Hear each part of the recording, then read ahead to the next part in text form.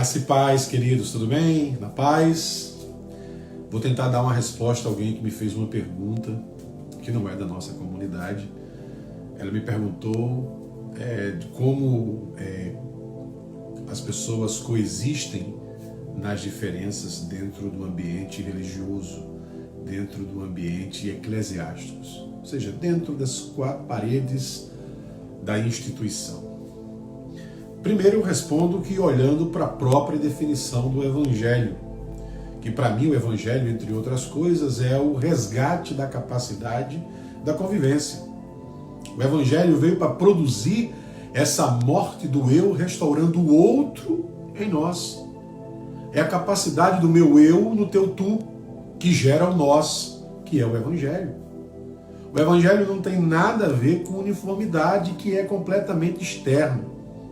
Tem a ver com unidade, convergência. Não existe um outro evangelho a não ser esse, que restaura no meu eu o teu tu, e que gera essa capacidade de viver o nós. Diferentes são os estrangeiros, você pode me dizer, os pobres, as viúvas, pessoas que talvez não tenham a mesma condição de vida, não estejam no mesmo patamar de vida social em que você. E eu pergunto para você, como nós tratamos essas pessoas e incluímos elas nas nossas relações? Fazendo o que Jesus fez. Mas precisamos entender que aquele estrangeiro sou eu na perspectiva do outro. Você é o estrangeiro para mim, logo eu sou estrangeiro para você. E isso independente de onde estamos, somos iguais. Quer ver uma coisa que as redes sociais fizeram? Elas aproximaram quem estava longe, mas distanciou quem está perto. Agora, e porque estamos perto, mas estamos longe das relações humanas, as relações são maquinárias, são mecânicas.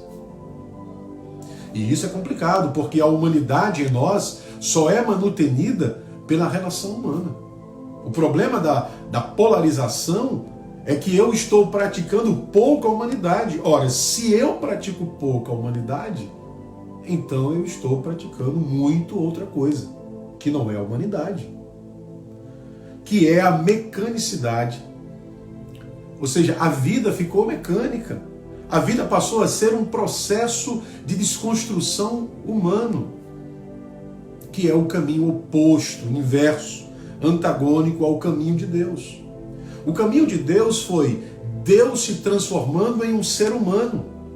Hoje nós que somos o objetivo de Deus, o objeto de Deus, ou o objetivo de Deus em Cristo Jesus, estamos nos transformando em coisa. Perdemos essa capacidade afetiva de nos relacionarmos, de entendermos que o outro sou eu, que eu sou o outro de todo mundo, que não eu. Tratar bem a você é tratar bem a mim. Veja, o ano passado, de 2021, foram registrados mais de 60 mil homicídios no Brasil. Quase 160 homicídios por dia. Nós vemos as pessoas se matando. Você pode dizer assim, sabe, as pessoas estão assassinando muito. Elas estão praticando também o suicídio da própria raça. Do ponto de vista existencial, a raça está se extinguindo, está se matando. Não é simplesmente o fato de matar o outro, não é a raça que está contra a raça, se extinguindo. Então nós, como povo de Deus, como igreja, que estamos no mundo para sinalizar o reino de Deus no mundo, quando nós identificamos isso, quais são as nossas atitudes? O que nós estamos fazendo para melhorar o que? O relacionamento, trazer as pessoas para esse relacionamento. Existem algumas coisas que elas são parecidas, mas elas são diferentes. Por exemplo, comunhão e união. Comunhão, ela é tão somente espiritual. Existem 12 textos no Novo Testamento que falam de comunhão e todos eles estão ligados à unidade, a pensar a mesma coisa. Enquanto que união você encontra no Salmo 133, ó quão bom e quão suave é que os irmãos vivam em união. Mas o que é união? É o ato de se unir a algo ou a alguém. E a união ela pode ser tanto positiva quanto negativa. A união positiva é aquela que é oriunda da comunhão, que é tão somente espiritual. Comunhão é espiritual. Comunhão fala de pensar a mesma coisa, fala de andar pensando as mesmas coisas, falando as mesmas coisas, enquanto que união é uma palavra de cunho humano, ela pode ser positiva, mas pode ser negativa.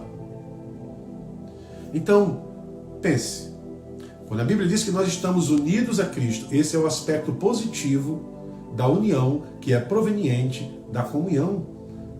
Paulo, quando ele está terminando, na maioria de suas cartas, quando ele está finalizando essas cartas, ele diz que a graça do Senhor Jesus Cristo seja com todos vós e a comunhão do Espírito. A comunhão, ela só é do Espírito, ela só vem de cima, ela é boa.